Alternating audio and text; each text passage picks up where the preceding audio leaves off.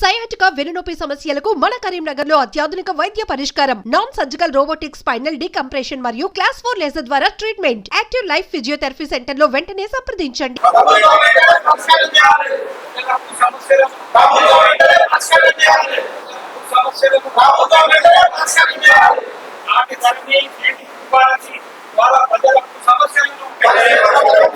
ధరణి 2020 act వచ్చిన తర్వాత భూ సమస్యలు తెలంగాణ ప్రాంతంలో చాలా పెరిగిపోయినాయి. దీన్ని పరిష్కరించడానికి కానీ మరి నూతన ప్రభుత్వం భూభారతి 2025 తీసుకురావడం జరిగింది.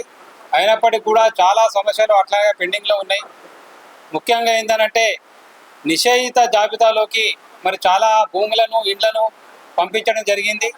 కరీంనగర్ పట్టణంలో రేకుర్తి గ్రామంలో కూడా దాదాపు ఒక 4500 ఇండ్లు మరియు ఓపెన్ ప్లాట్లు, రాష్ట్ర వ్యాప్తంగా ఒక 18 లక్షల ఇండ్లు, 9 లక్షల ఓపెన్ ప్లాట్స్ ఇప్పుడు కొత్తగా నిషేధిత జాబితాలోకి పంపించడం జరిగింది. కాబట్టి ఈ రాష్ట్ర ప్రభుత్వాన్ని ఇక్కడ ఉన్నటువంటి ఎమ్మెల్యే గారిని, ఎంపీ గారిని, ఉమ్మడి కరీంనగర్ జిల్లాలో ఉన్నటువంటి 3 మంత్రులు శ్రీధర్ బాబు గారిని, పొన్నం ప్రభాకర్ గారిని, వడ్లు లక్ష్మణ్ కుమార్ గారిని, అదేవిధంగా రెవెన్యూ మినిస్టరు పొంగులేటి శ్రీనివాస్ రెడ్డి గారిని, ముఖ్యమంత్రి రేవంత్ రెడ్డి గారిని, వీళ్ళందరూ కూడా మేము ఈ సభ తరఫున ప్రజామిత్ర ప్రోగ్రెసివ్ డెమోక్రటిక్ ఫ్రంట్ ఆధ్వర్యంలో ఏర్పాటు చేసినటువంటి ఈ సభ తరఫున మేము వారికి విజ్ఞప్తి చేస్తున్నాం.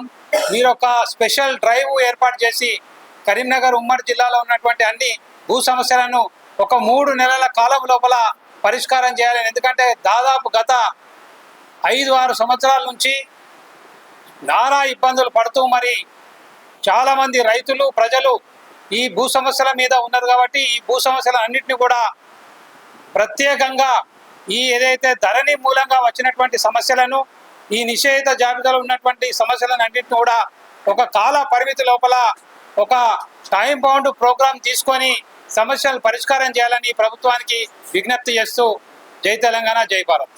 ఈ వేదిక ఏర్పాటు చేసిన వేణుగోపాల్ గారికి ధన్యవాదాలు. నేను రేకుర్తి విద్యానగర్ భూమిలో పట్టా భూముల మీద విధించినటువంటి 22A గురించి ప్రెజెంటేషన్ ఇవ్వడానికి ఇచ్చాము. మేమంతా ఒక 50 మంది బాధితులు వచ్చారు. ఆ 22A అధికారుల తత్వంగా మేము భావించి అధికారం అందుకుంటాం.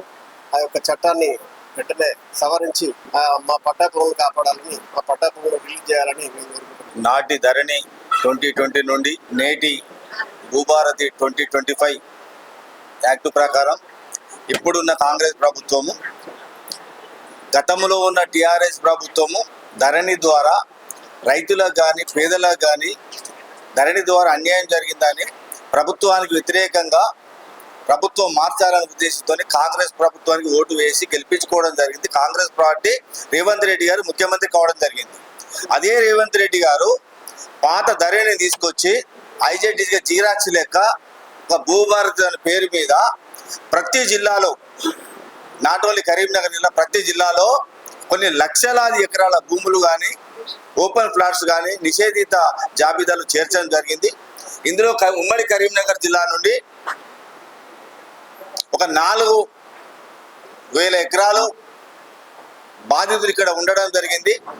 ఇక్కడ మేము చెప్పదలుచుకున్నది ఒకటే, ఈ భారతదేశానికి స్వాతంత్రం రాకముందు 50 నుంచి 60 కోట్ల జనాభా ఉంటే ఈరోజు 150 కోట్ల జనాభా ఈ భారతదేశంలో ఉన్నది. ఈ భూమి అనేది ఎవరి సొత్తు కాదు. అందుకే గతం నుండి పీపుల్స్ వార్స్ కానీ, అంబేద్కర్ సంఘాలు కానీ, ఎస్టీ వర్గాలు కానీ భూమిని జాతీయం చేయాలని పోరాటం చేయడం జరిగింది.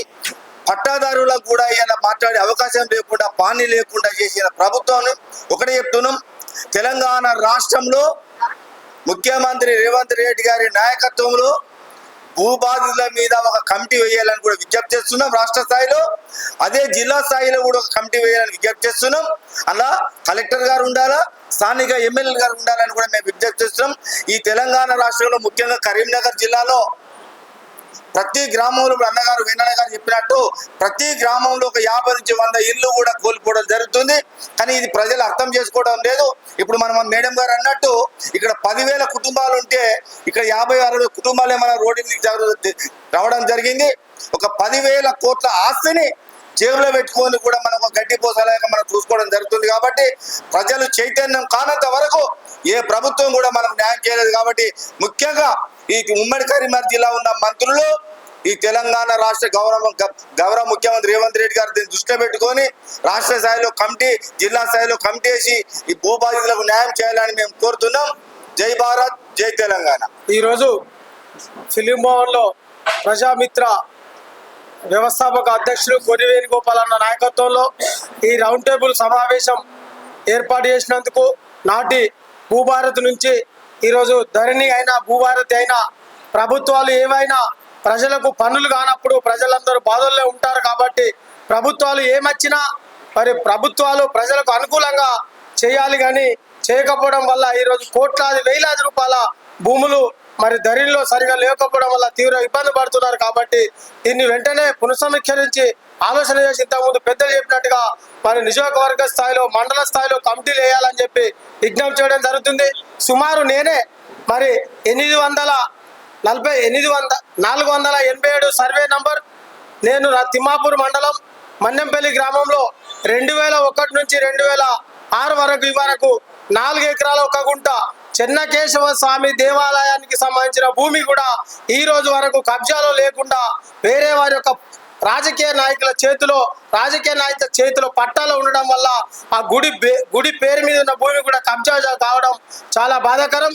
ఇటువంటి యొక్క గుడి భూములు కావచ్చు, ట్రస్ట్ బోర్డు భూములు కావచ్చు, ఇవన్నిటిని వెంటనే ప్రభుత్వం సరైన నివేదిక తీసుకొని మరి గుడికి వచ్చే భూములు గుళ్ళకు, ఏదైతే రైతులకు ఉన్న భూములు రైతులకు కూడా ఇప్పించవలసిన బాధ్యత తీసుకోవాల్సిన అవసరం రెవెన్యూ మంత్రి గారి పైన ఉన్నాయని చెప్పి ఈ సందర్భంగా విజ్ఞప్తి చేయడం జరుగుతుంది.